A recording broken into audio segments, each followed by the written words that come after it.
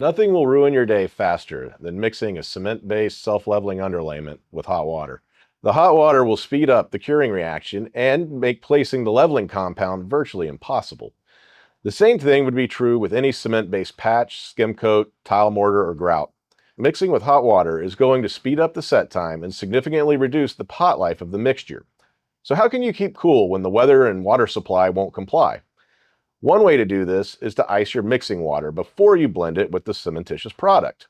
For big projects, we'd recommend filling a MAPEI self-leveling mixing barrel with water and then adding a couple 10-pound blocks of ice to cool the hot water down.